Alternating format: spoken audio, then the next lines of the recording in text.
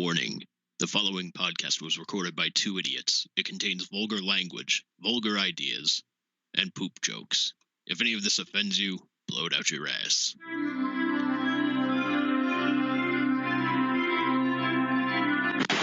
Son of a bitch bastard! Let's start this again, shall we?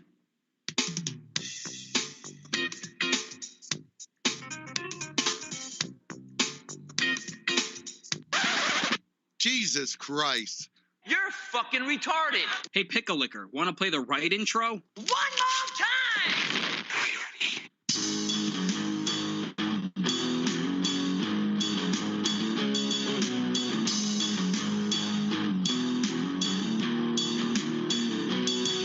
Oh, man. Sunday. You know what it is? The fucking day when that bunny comes around and does some stupid, goofy shit. I'm reminded of the Bill Hicks joke about, it's Easter, which means that we tell our children that we celebrate the resurrection of Jesus by telling them that a giant bunny rabbit came and left eggs all over the place. And we wonder why we're fucked up people. Yeah. If we're gonna go crazy, why not a fish leaves Lincoln Logs in your sock drawer or something? Like, let's just go fucking crazy. Yeah. I mean, we've also convinced our kids, like, hey, there's a guy that flies around the world once a year and drops off toys to kids that are good. So don't be a pain in the ass. True. Very true. Sometimes it works and sometimes it doesn't. We really fuck up our kids, don't we? Yeah. We suck. Anyways, welcome to Let Us Cast. I am Andrew. With me, as always, is Bruce. Hey. Hey, now. I'd be remiss if I didn't mention that pretty little thing you got sitting behind you there. Yeah, the guitar finally came in, man. Yeah, man. Yeah. That picture you sent me, I was like, oh, man, it looks so sick. Oh, it does, man. Oh. Now I just need to learn how to play the fucking thing. Well, we'll get there. Yeah. Well, I have faith in you, sir. That makes sense. Huh? Oh man, but yeah, I gotta learn how to play it because as awesome as it looks, I'm sure it sounds even better. So yeah, do you have like a little amp for it too, or no? What? A little amp or no? No, just the guitar for now. Yeah, just look at that. Very nice, dude. Yeah, I was wondering, it's Ibanez PS60. Yeah. Is it called an Iceman or something like that? Like a it's nickname? based off the Iceman design. It's based on the Iceman. Yeah. Cool. But it's a Paul Stanley model. Yes. Very cool. And I found out there's a Fireman version. A Fireman? Yeah. Apparently, I guess it's like a reversed like body type or something like that. Paul Gilbert uses it, and I was like, oh, I wonder how much that one costs. It was like $1,100. I'm like, shit. I was like, yeah, no. Yeah, that's a pretty penny. Yeah, like this one cost me like $300. Yeah, that's pretty reasonable. My Dot cost me about $300, and my Jag Stang technically cost about $300, although the sticker on it was $600. But I traded in an amp and a guitar and some other stuff to bring the price down, like half price. So yeah, so that's my most expensive guitar. You can see it hanging over me actually. Yeah. Because I got a little bit of a different setup today, too, because for those who are watching the video version of this, because I've been working on recording my album. So I've been recording drums, so you'll see drums behind me. I got an amp down below my feet with some microphone stands and shit all set up, and I've been hard at work. Yeah, man. Now, speaking of albums, I didn't know it was possible, but I heard you shit yourself over a text message. Was that about the Paul Stanley thing that you sent me? Yes. Yeah. I was shocked, man. Well, because all right, it sounds like big production. Sounds like it sounds cool. Yeah. I like don't get me wrong. I like Paul's Soul Station album. I like it. However, Michael Rosenbaum has a band called Sunspin. So essentially, him and another guy with two acoustic guitars and like. They have like violins on some tracks and whatnot, and backing vocals, all that shit too. Mm-hmm. But it had more tracks that I liked. Right on. So anybody wants to check them out, the band's called Sunspin. I'm curious as to whether or not his guitar tech is called Luther's Luthier. I'll go home now. No, just don't even go home. Just actually, I'm already home. Yeah, just don't find a corner and just sit there quietly and just don't even twiddle your thumbs. Don't bring them into that. Stop bothering people.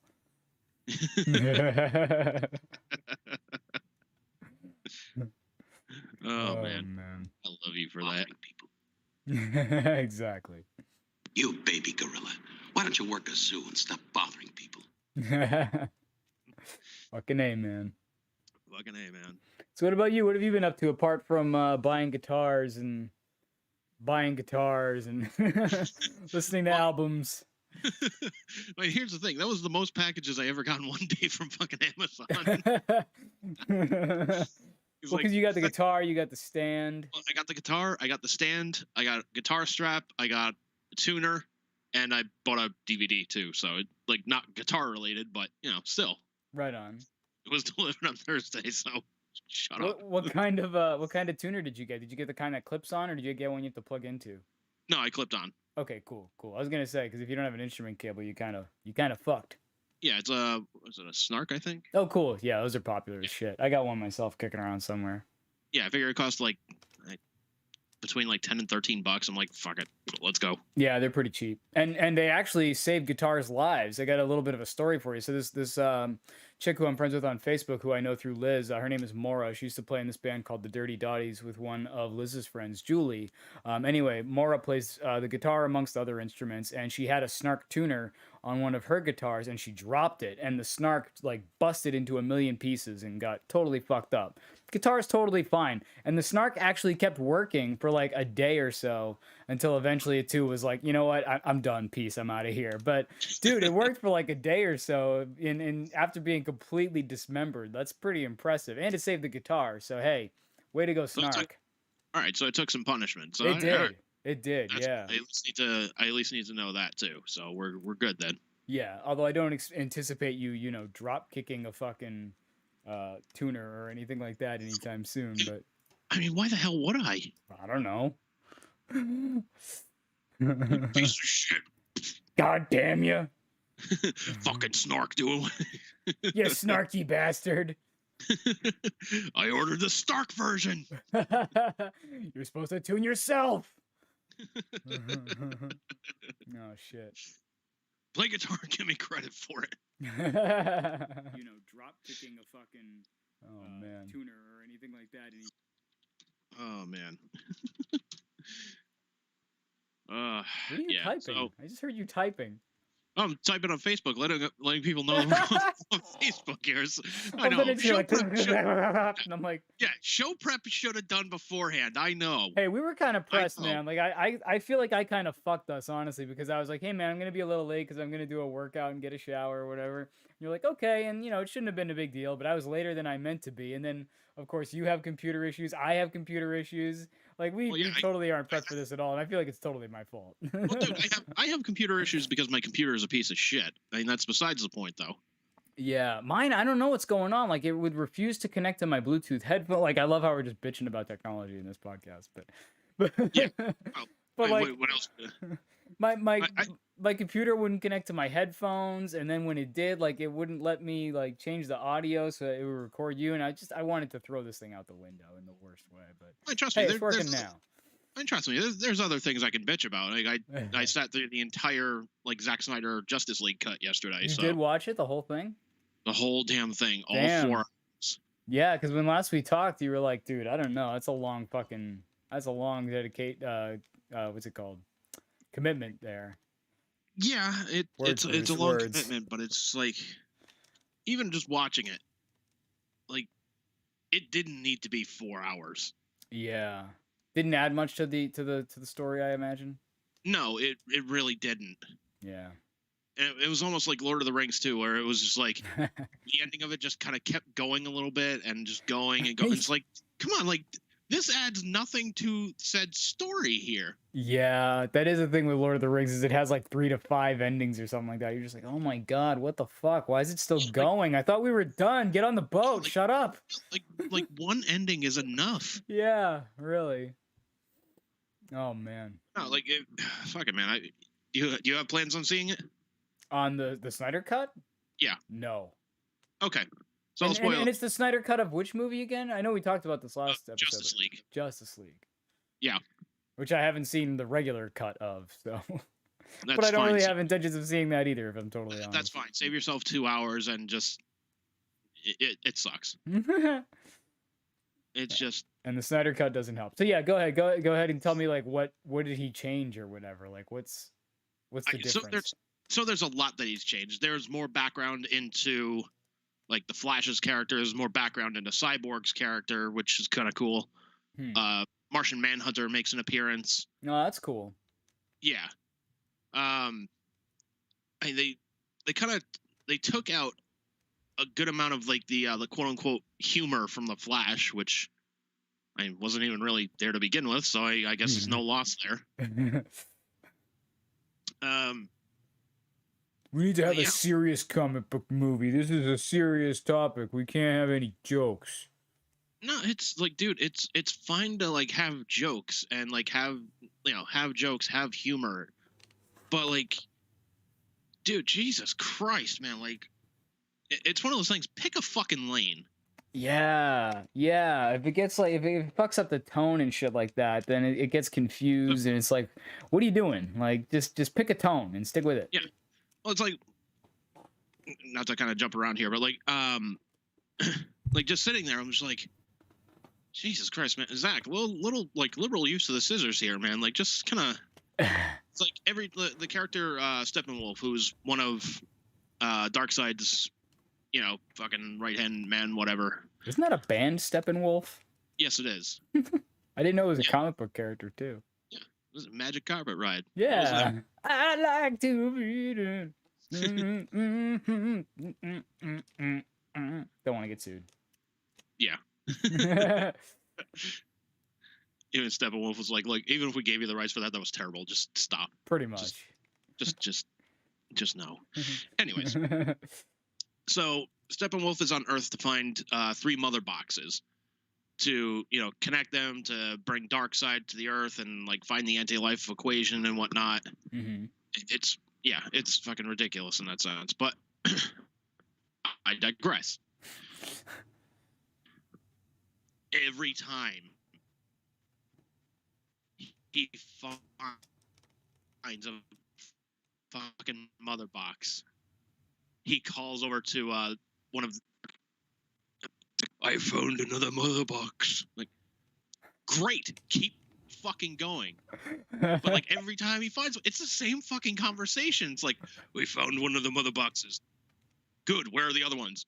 We don't know, but the parademons can smell it out and sense it. It's like, well, then why the fuck are you calling them? Fucking go get them.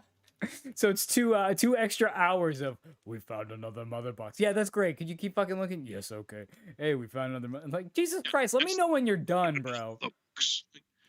Oh, man. That's funny, dude. I mean, it is Easter. It reminds me of, like, imagine being on, like, an Easter egg hunt and being like, I found another egg. Yeah, great. There's, like, 20 of them.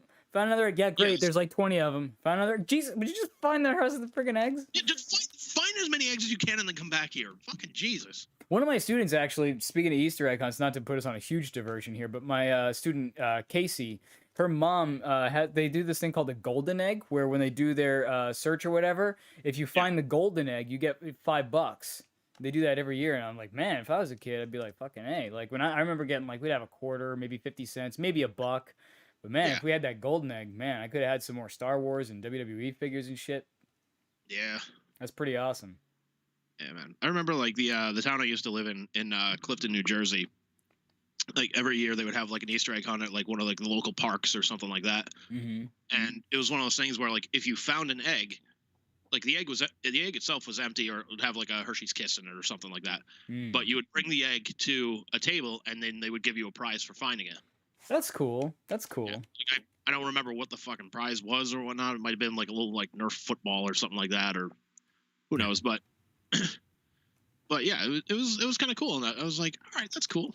Yeah, there was always the unfortunate case because like we would hide chocolate and shit too, and like there was always the unfortunate case where like as things like a few months later you'd be like mowing the lawn and shit, and then like you run something over and it's an egg that had chocolate in it that was all melted and shit. You'd be like, oh, it looks like the lawnmower just shit itself. Or like you run one over and there's like quarters and you're like, ooh, money. But inevitably, there'd be like 1 or 2 eggs kicking around somewhere that nobody found. Shit, this lawn mowing gig's paying off already. Yeah, seriously. I'm glad I mowed the lawn today. Cash and grass, pal. Except for that chocolate situation. That's never fun. Well, yeah, it's not fun. It's like you really think about it, you're just like, fuck, this sucks. And then you just back of your head's like, hey, how are you gonna get that shit off the blades? Yeah. Yeah, it was messy as shit, dude. Yeah, because then like I think you would have to like take it to a shop and like have them take the blade off, get the chocolate off as best they can, then sharpen the blade and shit. Pretty much. I mean, we never did that, but that probably would have been the way to go. It might explain why we went through so many lawnmowers. Damn you, chocolate. And yet I love you so. Yeah, it's a love-hate relationship, I know. But yeah, like I remember the lawnmower we had before this one. Like my dad got one of those ones. It was like a motorized one that you would like walk behind and it would like pull itself essentially. So you were just there to fucking steer it and walk behind it. That's cool. No, it wasn't. It sounds like it takes a lot of the work out of it, but no. No, it doesn't. It's still a pain in the ass because like in order to turn the thing, you got to push down on the bar, spin it around, push it down a little, let it drive forward a little bit, push it down again, turn it, and then just let it go down, and then you just walk behind it again. Just keep going in straight lines and shit. Okay, yeah, that sucks. Whereas the one we have now has a fucking steering wheel on it. It makes it a lot easier, but I digress. I just remember like every year with that fucking lawnmower, it would not start, and like my dad would have to cost like maybe like $100 to fix it, and it would work for the entire summer. The next year it would just shit out again. It's like, yeah. Man, was this one of the ones where like you had to pull the thing to get it going? Yep. Yeah. Yep. Man, those things were a pain in the ass. It'd always be like, come on. Fucking horse shit. Yeah. Fucking like stopping it just to get it working. Seriously, it was like never the first try. It was always like 5 tries before you got the fucker going. Yeah. And then it would Pieces of count down like 5 minutes later. Listen to us. Now we're complaining about fucking lawnmower technology. Back in my day, you had to pull a cord if you wanted to cut grass. Sound like old codgers. I mean, we kind of are. True. True. Kind of like I can picture like the two of us like just having this conversation, just sitting on a porch, just like watching kids being idiots. Get off my lawn! I just mowed it, and it took me forever because the damn thing wouldn't start. Well, then I got the WD-40 out, and that kind of get everything going a little bit nice and smooth. What you need is some hot sauce. Get that thing going nice and quick, I'll tell you. You put some hot sauce in there, and whoo, it'll be going like a bastard. Sassafras, I tell you what, you get some hot sauce, nothing better than giving your lawnmower the old red ass. So anyway, back to the Snyder Cut. What else changed aside from no fun Flash, fucking finding boxes all over the place and commenting on every single one? There were still like some scenes of Flash being fucking stupid as fuck, but like without you seeing like the original like Justice League movie, it's kind of tough to say like what they added, what they took out, and whatnot. Yeah, I guess that's true.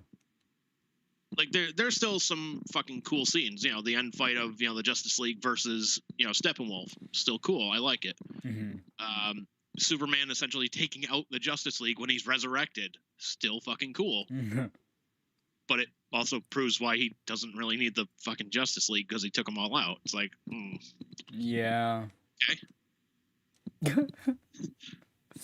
It is kind of like a cool scene. Like you have Cyborg, Wonder Woman, and Aquaman like just like lunging at Superman at the same time, trying to like hold him back. Superman's just like putting no effort into it. Not fucking. Flash is fucking running around, like trying to run behind him and get like a sneak attack, and you see Superman like kind of peeking over his shoulder, like he sees him, and Flash is like, "Oh shit!" Oh man. Yeah. But yeah, like. I guess without me having seen it, you're right. It is kind of hard to compare, unless you tell me like, well, in the original version they did this, and in this version they did that. But yeah, it sounds like mostly you just extended shit. Is that fair to say? I mean, he cut he cut some of the original stuff out, like all the stuff that like Joss Whedon went back and fucking redid and whatnot. But yeah, essentially it was just like, here's almost everything we have, because like recently they just released like a new clip of like Jared Leto's Joker and whatnot, and it's like, guys, come on, like this is not gonna get me to like him as Joker. Like he didn't do a good job in fucking Suicide Squad. You know, he didn't do. I don't think he did a good job here, but I digress. Yeah, and that's the thing, like when you have something like that, like I even equate it to like albums when they do special editions or whatever, and they just release like literally everything that they did for the album. You know what? Maybe I don't necessarily want to hear that. Like I appreciate some of it, but at the same time, like I don't necessarily want to hear every single fucking outtake and, oh, this drum track is slightly different because, oh, we put a snare here instead of there. It's like, I ain't farting on no snare drum. I don't give a shit. Like move on. Like I've heard the album. Like I guess it's cool to hear like different songs that didn't make the cut, like that I'm all for. Like, oh, this song didn't make the album, but like alternate takes, I guess it's kind of cool. There's a place for it, but for the most part, like, I'd kind of pass. Yeah, and that was actually when I was watching that Paul Stanley thing, when I bought the Soul Station album, somebody asked him like, is there going to be like a Paul Stanley cut? And it's like, well, okay, first of all, let's stop doing this whole like director's cut, Zack Snyder cut bullshit. Fucking really. Just release whatever it is, and just say, look, this is the vision I have. That's it. Yeah. Yeah, when the DVD or Blu-ray comes out or whatnot, like, yeah, here's some extra scenes we thought they took away from the story, or they just added the runtime, so we just cut it down because it just didn't really fit too well, whatever have you. Cool. All for it.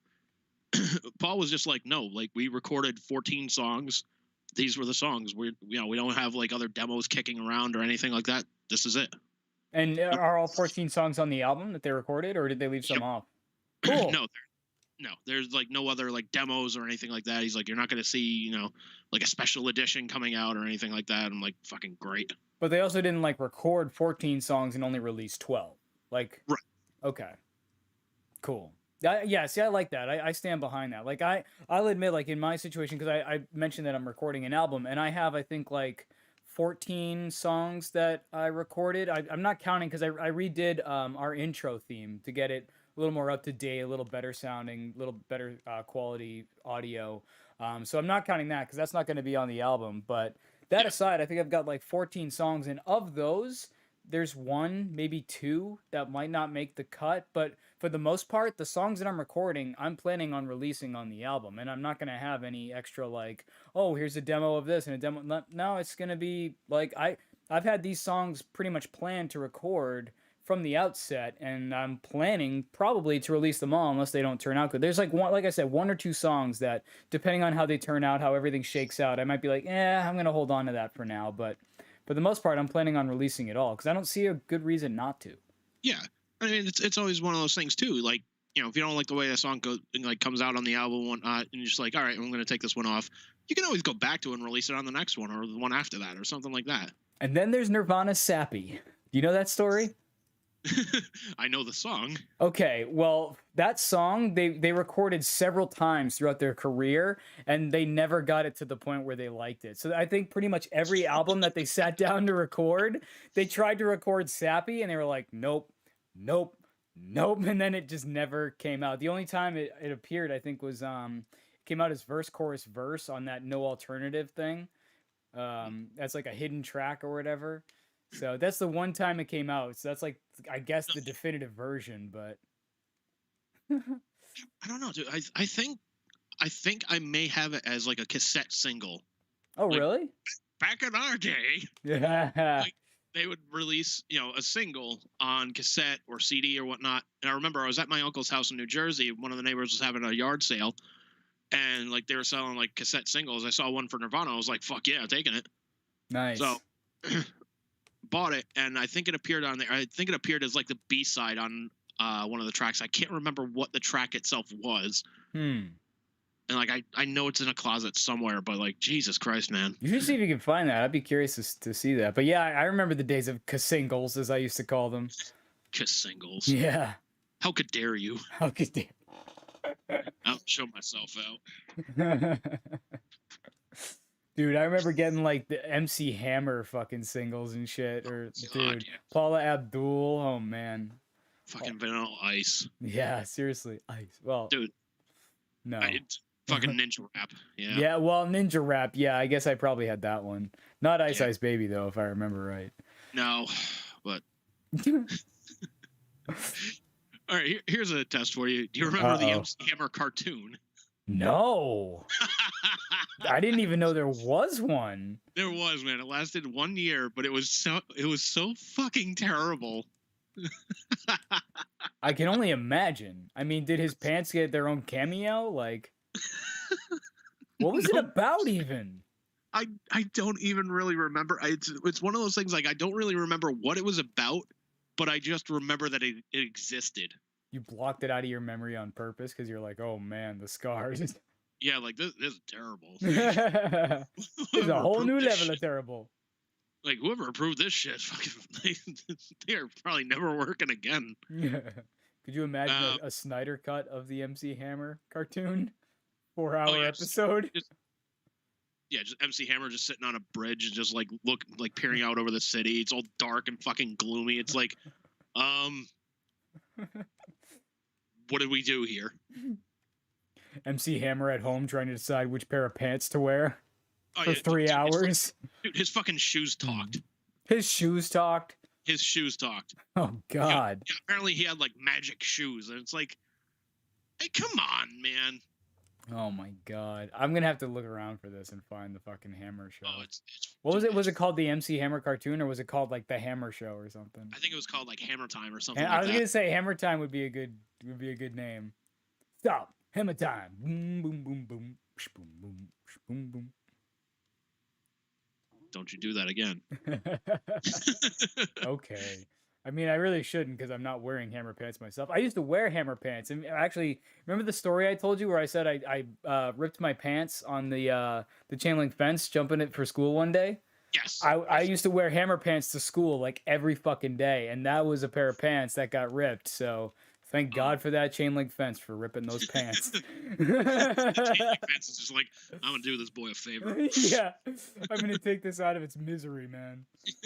Smart up, boy. Yeah. Well, dude, it wasn't until I got into like 7th grade that I got turned on to rock. Because for the most of my like childhood, I mean, think about it, like when you're a kid, you listen to like fucking Twinkle Twinkle Little Star, Old MacDonald, Mary Had a Little Lamb. You listen to like kids songs, right? For the most part. For the most part, but I kind of also grew up on like 4 different bands. That was it. It was the Beatles, the Monkees, Michael Jackson, and Billy Joel. Yeah, okay. See, I grew up, if anything that resembled rock, I grew up on Michael Jackson and Huey Lewis because my aunt was big into those guys. So she even used to like try to get me to say like Michael Jackson and Huey Lewis and shit and put headphones on me, which drove my mom nuts.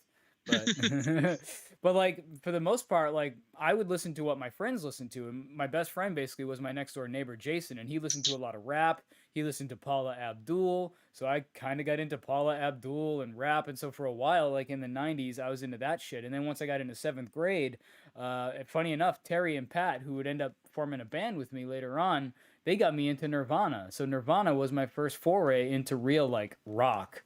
So it wasn't until like 7th grade that I even got into rock.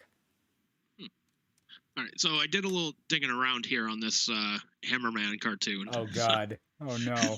All right, so this is on Wikipedia, so who knows how accurate this shit is. But anyways, Hammerman is a Saturday morning cartoon starring rapper MC Hammer, which aired for 13 episodes on ABC in the fall of 1991.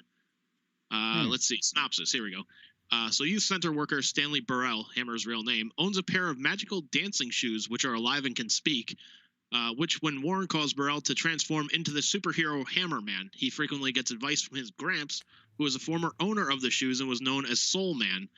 While in the guise of Hammerman, Burrell was dressed in MC Hammer's signature purple hammer pants and a married golden chains, or Myriad, whatever. Let's see. The show was hosted by the real MC Hammer, who also sang the show's theme song, telling the origin. Uh-oh, you froze up, dude. You froze up on the origin story. Uh-oh. Andy, are you there, sir? All right, we'll be right back, folks.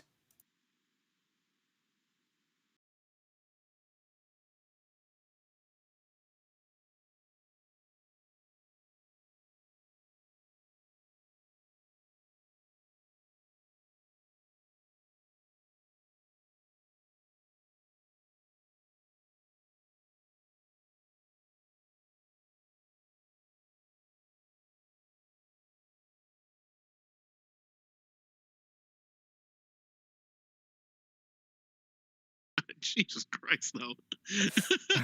I wish So- I could take screen captures. You're just like, That was probably my reaction to it as well. You lost me after you said Yeah. origin, and then I didn't hear anything after that. oh man, fucking hell. So it's probably a lot. Needless to say, it was terrible. Long story short, bad. Hammer bad. Yes, they were very bad. Oh man. Do you feel at all bad for him about the whole like how he went bankrupt and shit? In a way, not really. Because it sounds like he basically just outspent his means, is the way I understand it. It doesn't. I mean, I don't really know because I didn't like keep up on it or whatever. But it doesn't sound like it was a situation where like management fucked him. It was more like, hey, I need to have a pool shaped like my cock. Like I don't know. Yeah, I need to have a gold-plated car, or I need Yeah. these 50,000 chains. I need 25,000 pairs of these custom-made fucking pants or whatnot. It's like, well, I mean, you're making X amount, you're spending X amount. Like, you're gonna go fucking broke. Right. Just do the balance sheet and you'll see, something doesn't add up here.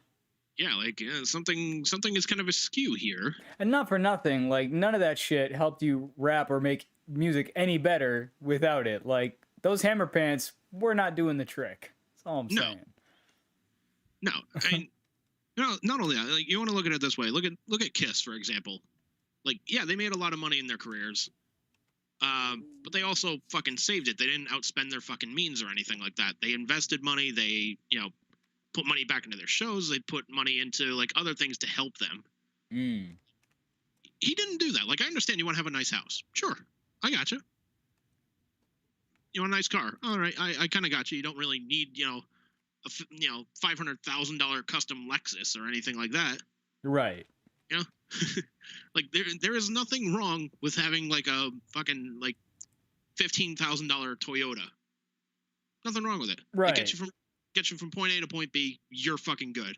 Exactly. Want to customize it after that? Fucking go ahead, go nuts. But Jesus Christ, man. Exactly. Like, yeah, I mean, honestly, if I got, super rich off of music or whatever, like, I definitely would, I'd want to get a nice house, not like a super, like, huge mansion or anything, but I'd want a decent house, and I'd want to, make sure we have a nice car, although we do have a nice car right now, so I wouldn't be going out and getting, like, a fucking Mercedes or a Rolls Royce or anything, because I don't need it, and it's not going to help. I would invest in things that would help make my music career better, like better equipment. Maybe I'd buy some nicer guitars. Maybe I'd buy like an audio interface or something. Like, basically, I would treat it like a business. You invest the money back into the kitty, so to speak, so that you can improve your business. Is how I would look at it. But yeah, I would assume like in that nice house there would be like maybe a room in like maybe the basement or like somewhere in there where it'd just be like, you know what, I'm gonna make this into a studio. Oh yeah, and in fact we were entertaining the idea. I think I told you off air, maybe on air, but we were entertaining the idea of actually moving into Liz's parents' house for a little while.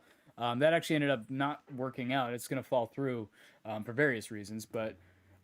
Ultimately, like I was thinking like, oh, I would take a section of like the basement and make that my studio where I can go in there and play drums or do whatever I want, and it'd be fucking badass.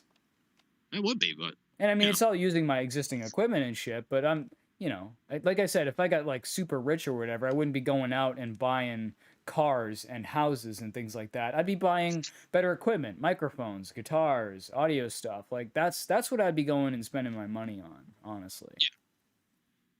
Yeah, man, like that's. But I've always been a frugal Frank. Hey, I will do the fucking impressions around here, motherfucker. Gimmick infringement. See, man. Here's the thing. Like, I don't write music, so I'm not stepping on your fucking dick doing your fucking shtick. We don't like swim in your toilet. We don't like pee in our pool.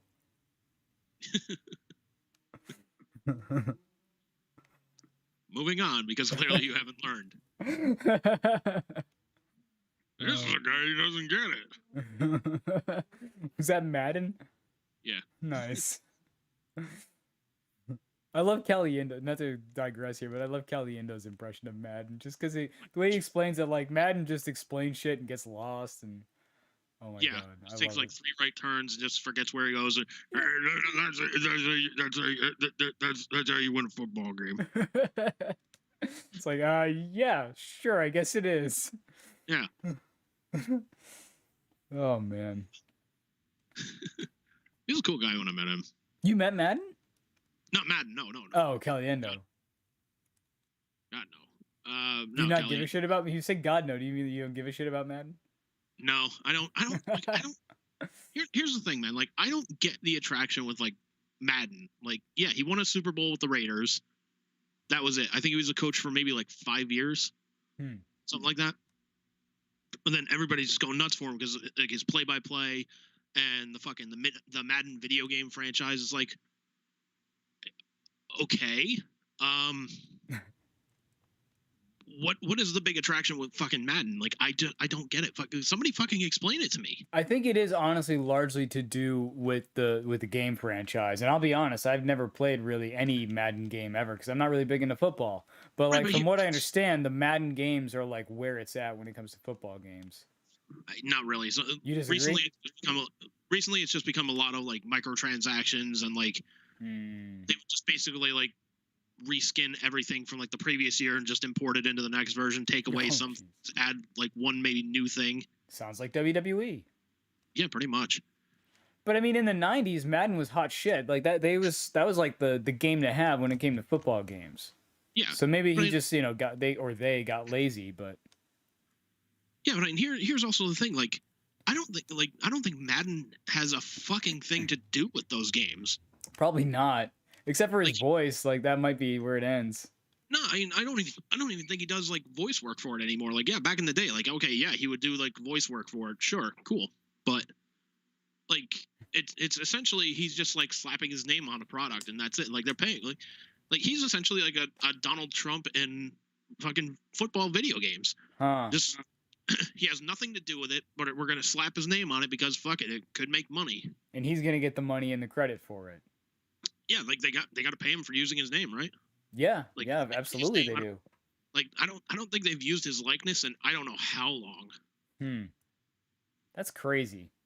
Yeah, it's like recently it's just been one of those things where like like at least like the last like 10 years that I can think of, like they've just been throwing a player on the cover of the game.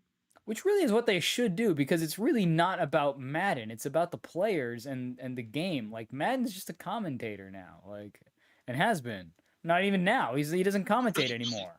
Dude, he hasn't commentated in like almost 10 years. Damn. Yeah. So yeah, like get him the fuck off the cover. Yeah, like him and Pat Summerall, like they retired.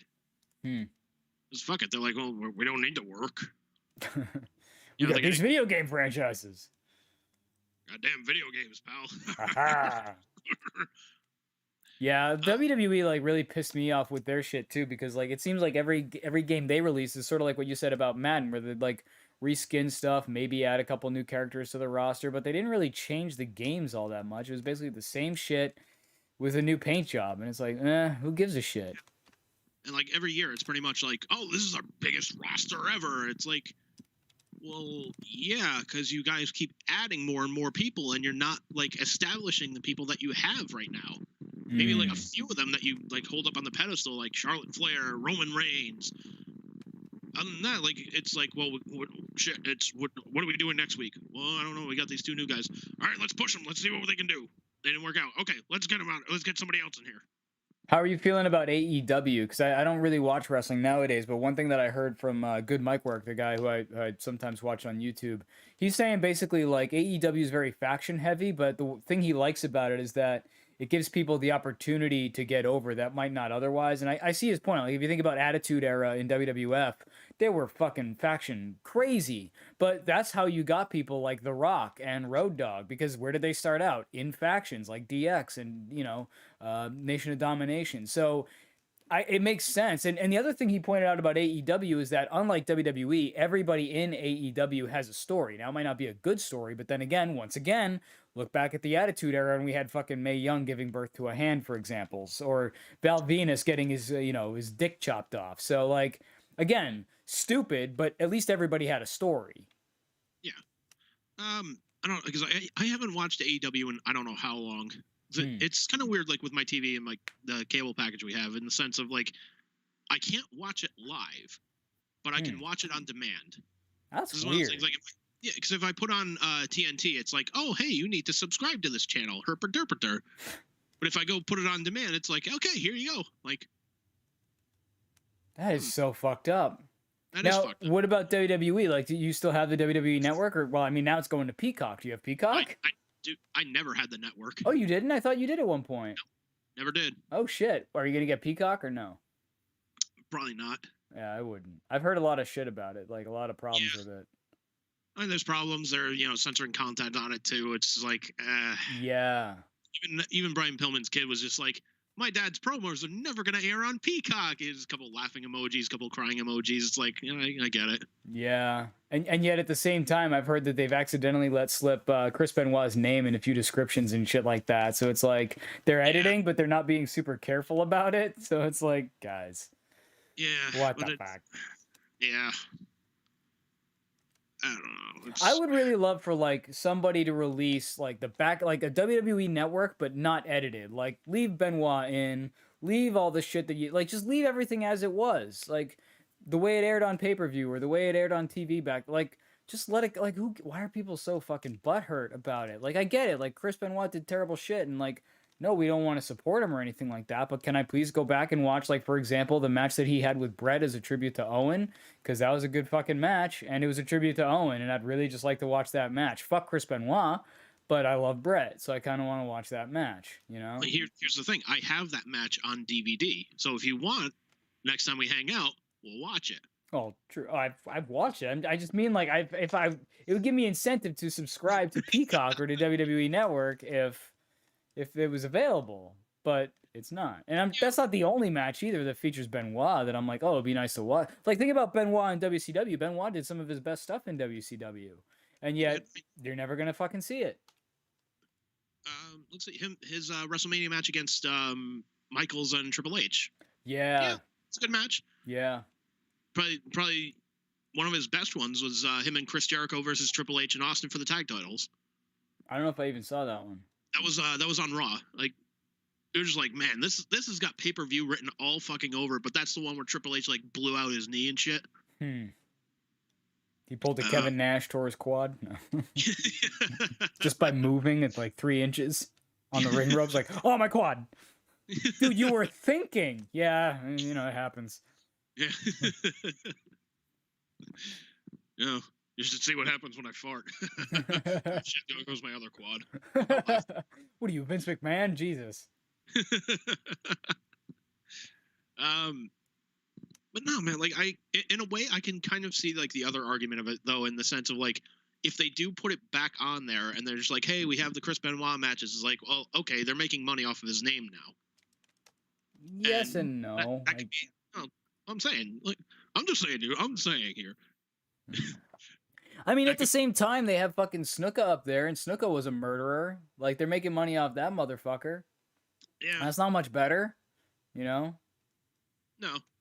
But here's the thing that's kind of fucked up, too, in the sense of, like, they got, I think, what was it, like $1 billion for this deal? For, like, 5 years? Did they? Holy shit. Yeah, I think it's like $1 billion for, like, streaming rights for 5 years or something like that. Like, that's the same deal that they had with Fox. It's 5 years, $1 billion. Whew.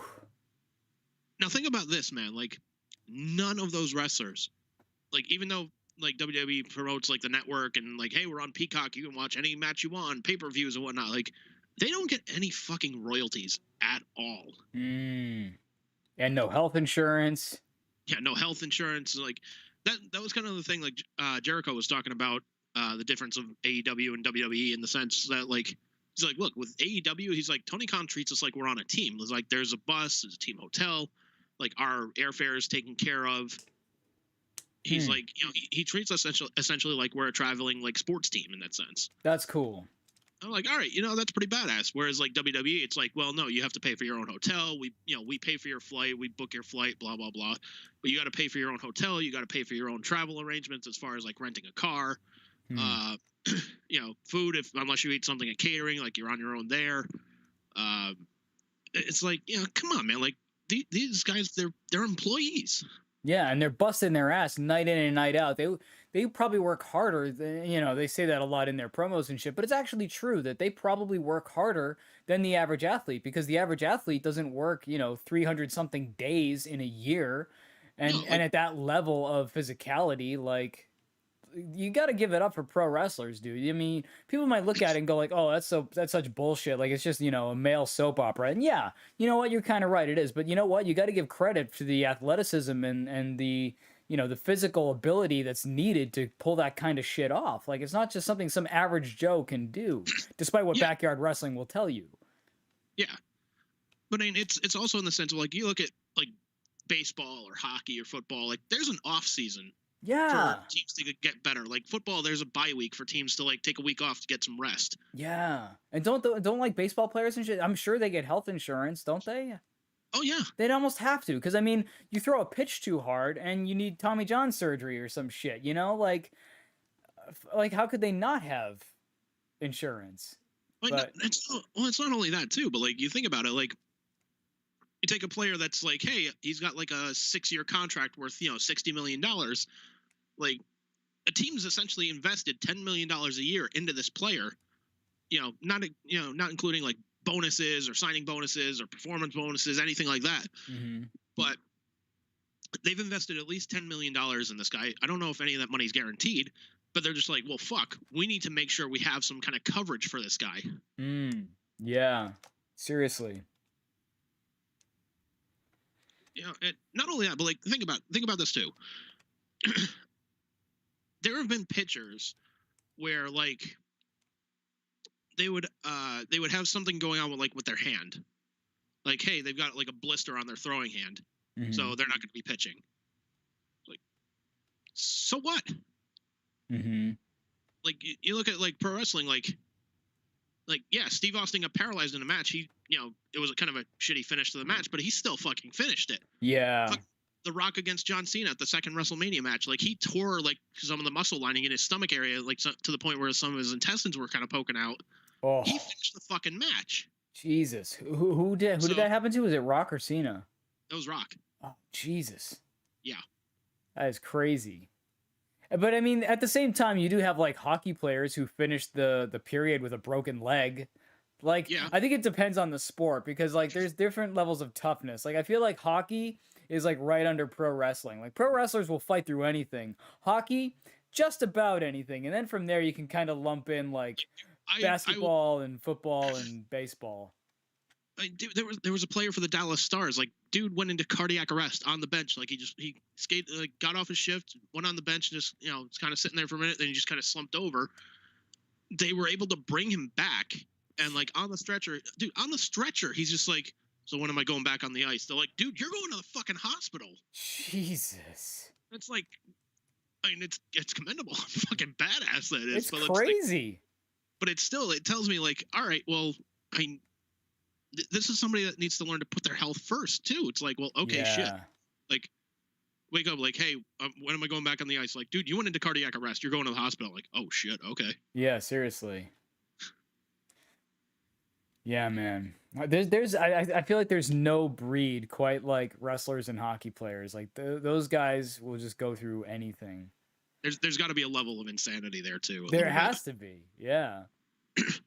Or I mean, you get like the goalies who get like or not just goalies, but like guys who have accidentally gotten their throat cut on the ice and like were within seconds or milliseconds of dying. If they like, there was one who, like, if he had been on the other side of the ice playing on the other side, then he probably wouldn't have made it. He probably would have died.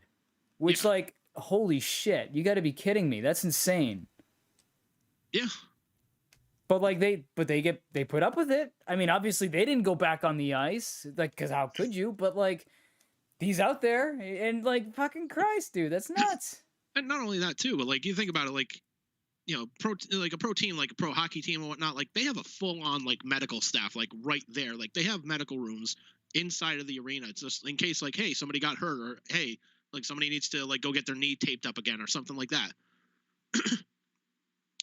Pro wrestling, like, you listen to CM Punk's story, they're just like, hey, I've got this big fucking thing on my back. Why don't you cut it open and just drain it out?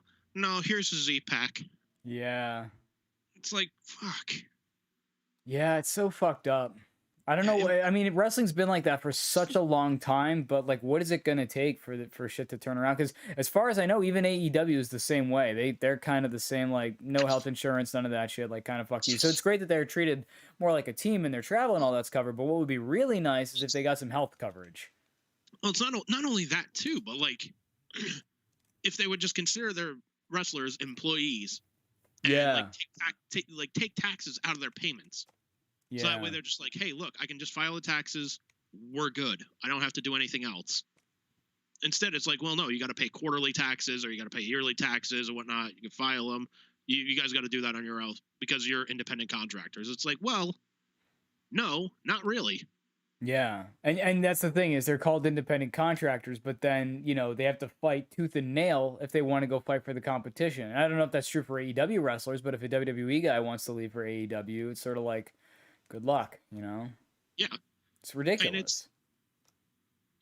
Like it's one of those things like an independent contractor for people that may not be aware would be like if Bruce was a plumber, but he didn't work for like, you know, Joe's like plumbing company or something like that.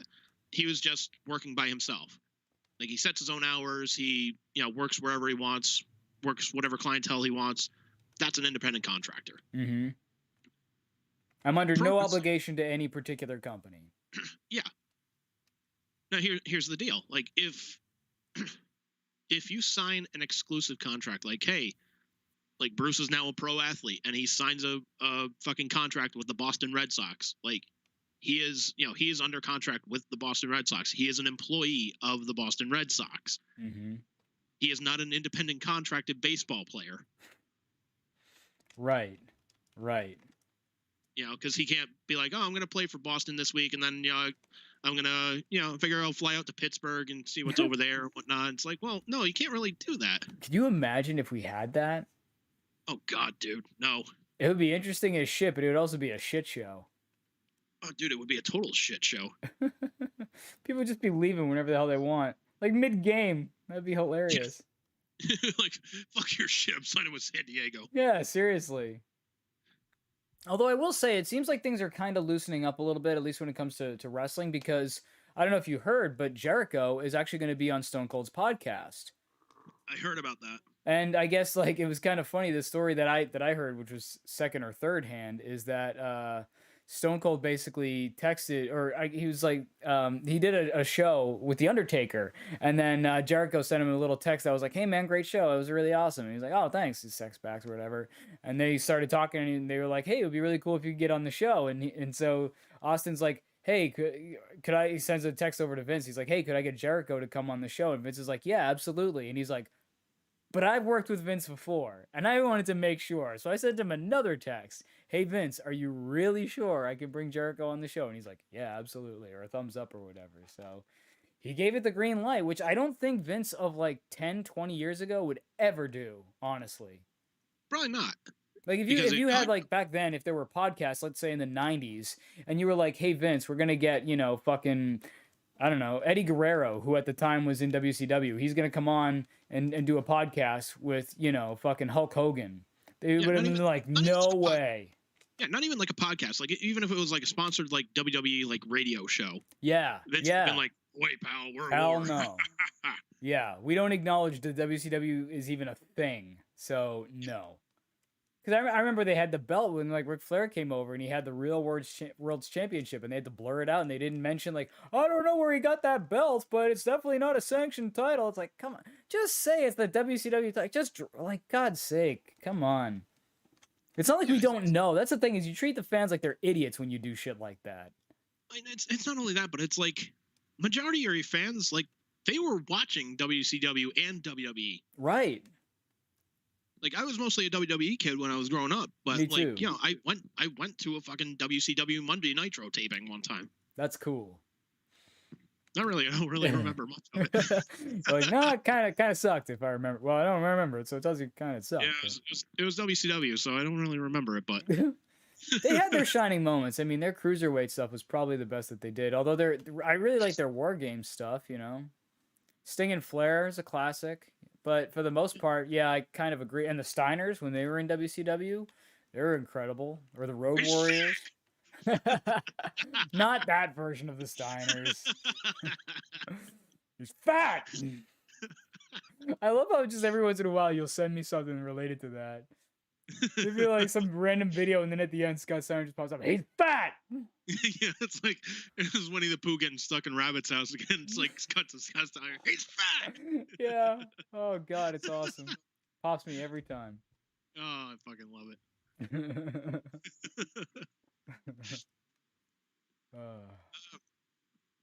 Yeah, man. Fucking. Here's a little something for you. I don't know if I told you the story, but I think it was. I remember when I was in high school, like my parents and I had this deal, like, hey, if you get good grades this quarter, like above like a certain mark, like we'll give you something as a reward. Mm-hmm. Like, cool. So there was one year where I asked for, like, I saw Monday Night Raw was coming to Providence, so I'm like, oh shit, can you get me 2 tickets? I want to take my girlfriend. Mm-hmm. So I ended up taking my fucking girlfriend to a fucking wrestling event. Oh no. Dude, and I remember which episode it was. It was I don't know if you remember this Monday Night Raw, but it was one where like the NWO sprayed spray painted NWO on Steve Austin's back. No, I kind of tuned out by that point, I think. Yeah, so I want to say this was around like 2001, like early 2001. Okay, see, I looked back at one point, and I think I tuned out somewhere in the year 2000 is when I tuned out, because I remember seeing WrestleMania 2000, but yeah. I don't remember too much after that. So I think I gave it up somewhere around 2000. No, I think like maybe like a year after that, I kind of like waned off of wrestling a little bit, and then like when we were in college, I kind of got brought back into it because of you remember Toto, right? Oh yeah. Yeah. Cool kid lived down the hall from us. And slept with his eyes open, apparently. I guess. That's what I was told anyway. I was told he peed in the sink too, so yeah, I heard that too. Yeah. Anyways. Priceless. Good kid, good kid, good heart, man. But like but yeah, I just remember we would watch wrestling every week, every once in a while, and that's fuck, I'm trying to remember, like that's when I kind of started getting back into wrestling, and then after college I kind of like stopped watching wrestling a little bit, and then when I got working in radio, Braden essentially brought me back into the fold, and it's like, oh shit, here we go again. Round 3. Yeah, that's funny, man. Yeah. Yeah, I mean, honestly, the last time I went to like a live wrestling event before you brought us to Night of Champions was probably in like 97. It might have even been the show that I talked about where I was there for when Sean lost his smile. Yeah. And that might have been the last show that I attended in person. I was there for the 93 Survivor Series. That was the only pay-per-view up until Night of Champions that I had ever been to. Shit. So, yeah, man. I'm trying to think. Like the last like wrestling event that I went to was either a Slammiversary event for TNA, or it was, I want to say it was a Royal Rumble for 2012. Oh, nice. I would have killed to see a Royal Rumble. No, it wasn't Royal Rumble. No, I did see a Royal Rumble the last time I was in Boston when fucking Sheamus won it, but no, it wasn't Sheamus. It was Alberto Del Rio. Anyways, it was Money in the Bank. Right on. I think Alberto won it in 2012, didn't he? No, Alberto won it in, I want to say it was like 2011. Okay. So you've been to like 2 Rumbles. That's cool, man. Yeah. Fucking A, dude. But it was always cool. Like they would always send a wrestler, hey, we're gonna promote this event, and Braden would always manage to like score some tickets off of them. Yeah.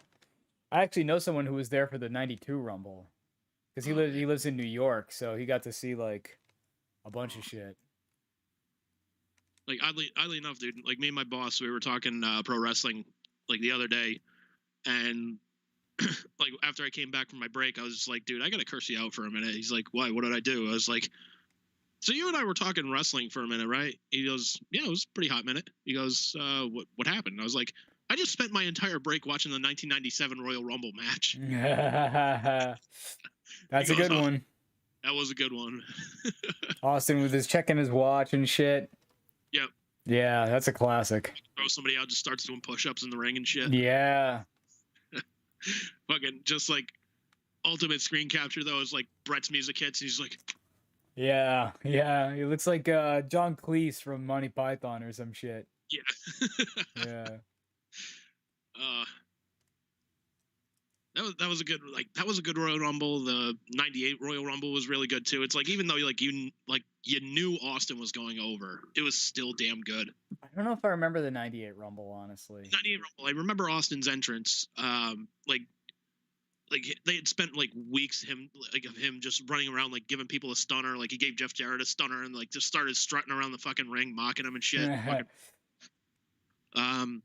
So it got to the point where like Austin, like his music hits, everybody in the ring just stops and like looks at the entrance like they're waiting for Austin. Austin runs in through the fucking crowd, dives in the ring, just starts kicking the shit out of people. Okay, I think I do remember that. I don't remember like the match, but I remember that entrance, I'm pretty sure. Yeah. That was a great Rumble, man. Like that's. What do you think your favorite Rumble is? My favorite one, it's probably '97 or '98. Yeah. Yeah. Like just for the sense of like I love like Steve Austin like kind of getting around the rules, like really like being a heel, like going back in, dumping Brett over, yeah. Brett, like complaining about the win, like he should have won the Rumble and whatnot. Yep. Because not for nothing, that was the second Rumble that he got fucked out of. Because in '94, he and Lex Luger co-won it. Yeah. Which is fucking clown shoes, but. Yeah, it's clown shoes because they were just like, we're gonna go with Lex Luger, pal. Sorry. Yeah. Ridiculous. Like this one, like okay, they're setting up a feud with him and Steve Austin, and that led to WrestleMania 13, which I don't think Brett's gonna really bitch about because that's considered one of his best matches ever. Very true. But it was also like 1998 was like the one where it was just like, okay, like we're strapping the rocket to Steve's back, like here we go, like we're going. So. See, for me, it's got to be '92. I love that '92 Rumble. That's the one Flair won it. Yeah, I love. I mean, I kind of was watching. Most of my watching was in the early '90s, so I remember the '90 Rumble. I remember the '91 Rumble. '92, sticks out for me. Is probably my favorite. But I remember the '94 Rumble. I think '93 is where Shawn won it from the #1 spot, if I'm not mistaken. So it might have been '93 or '94. Or '96, because I think he won it in like '93 and then '96, if I'm not mistaken. I forget off the top of my head, but I don't know. But anyway, so yeah, I tend to remember like the early '90s Rumbles more than any of the others. You looking it up on Wiki? Yeah. Yeah. Let's see. So yeah, Shawn Michaels won it in '95, where he was #1. Okay. To be fair, though, they also shortened the times, I think, to like 30 seconds in between competitors. I think so, but yeah, Shawn Michaels won it twice. Steve Austin still has the record for winning it 3 times. Oh, I didn't know that. That's cool. Yeah, he won it '97, '98, and 2001. But yeah, let's see. He won it 1995 and fucking Google, like, show me the other one here. Jesus. God damn, it's a heel. Yeah, goddamn, Google yourself, motherfucker. Fucking Google playing with its cock. More like cockle. Yeah. Let's see. No, Shawn Michaels won it 95 and 96. 95 and 96. Okay. Yeah, like there's a bunch of people that have won it like twice. Hogan won it back to back. Yeah, 90, 91. Yep. Michaels 95, 96. Austin won it 97, 98, 2001. John Cena won it 2008 and 2013. Batista won it 2005, 2014. The Rock, I think, won it twice. Or am I wrong about that? Maybe not. name appearing on here. Triple H won it twice, 2002, 2016. Randy Orton won it 2009 and 2017. Edge won it 2010 and 2021. Yeah. You know what's kind of interesting about The Rock is that, like, despite being super over and such a huge superstar, he tended to lose a lot of his pay-per-view matches. If you go back and look at his record on pay-per-views, he'd lose a lot of his pay-per-view matches. Yeah, so despite being like this really over superstar, he didn't really necessarily win a lot. You're not gonna win a lot, but you're gonna rock a lot. Yeah, so the Royal Rumble that I went to was in 2011. Right on. And that was Alberto. That was Alberto Del Rio. Ugh. Yeah. It's like you look at like the list of like people that won it like beforehand and that won it afterwards. It's like, man, okay, we got stuck with Alberto Del Rio. Okay. Yeah. It's like, you know, the winner in 2009 was Randy Orton, which big shit. Who cares? Edge won it in 2010. Then it's Del Rio. The next year was Sheamus. The year after that was John Cena. And it's like, all right. Sheamus is kind of weak sauce too. It kind of was, but like that year, like that was the year I became a fan of Dolph Ziggler because his match against Edge in the WWE World Title match, like, holy shit, that was fucking great. But I mean, that's not like the only reason I became a fan of the guy, but you know. But it's one of them. Yeah, it's one of them. It's one of them. But no, it was just like, dude, fuck it. I kind of wish like Braden and I told the story, but I mean, fuck it. There's another time for it. But I remember like the host of the morning show were being like particularly pissy this morning, and he sends me a message over Twitter like, "Hey, so do you want to be, you know, Zack Ryder and I'll be Dolph Ziggler, and we just both get the shit kicked out of us for no fucking reason?" I was like, I got you. Pin me, pay me. Yep, essentially we were the job squad. Pin me, fucking pay me. Yeah. What does everybody want? What does everybody need? Get paid to get a vacation. I mean, head would be nice, but really, just the essentials would be a good start. Yeah, let's start there. We can work on getting head later. First, I need a house and pay, you know, to get head in. Yeah, I would like a house for said head to be given in. Yeah, exactly. or at least not a shitbox car would be nice. Like, I don't want to get head in the back of a Volkswagen. Sorry. It's a very uncomfortable place, I've been told. So I've heard. Oh, shit. Yeah. Oh, man. So, I think there was something else I was going to talk to you about. I can't remember. Well, there was something else I was going to talk to you about, but I got to hold off on it for now at least. But like I told you what's going on off the air. It's a personal thing, but hopefully it gets better. But at this point, right now, no news is good news, but we'll see. Yeah. So Bruce, you got anything to plug, man? Absolutely, I sure do. Yeah, because well, like I said, I'm working on my album, so I'm hoping to release that whenever it's done. I don't really have a deadline for that, but you'll be sure to know. But the best way to find out updates on that would be to go to my website, which is bgguitar.wixsite.com/home. That's bgguitar.wixsite.com/home. I'm also on Facebook as BG Guitarist, and you can also find links to my YouTube, SoundCloud, and my other podcast I do called Let's Jam through those other links as well. And actually, I just posted up a cool conversation I did with my buddy Corey from Subprime Lenders, where we spent like an hour just shooting the shit about music, and we had a lot of fun. He played a couple of tunes, some of them like from his phone, but a couple of like live numbers too. So we had a lot of fun with that, and he kind of flipped it on me at the end where he did a quick little interview on me, and it was a lot of fun, dude. So yeah, definitely check that shit out. And that's always a fun thing too, man. So how about you? Actually, what we'll do as well is if you're watching this on YouTube, obviously just search for YouTube Let Us Cast. Bruce can put the links in the description, and then that'll make shit a little bit easier. Yeah, because that's always fun.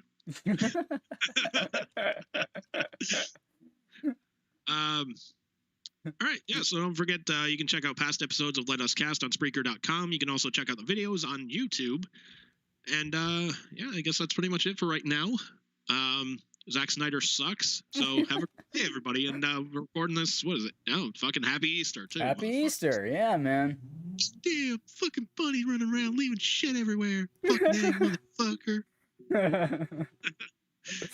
All right, bye, everybody.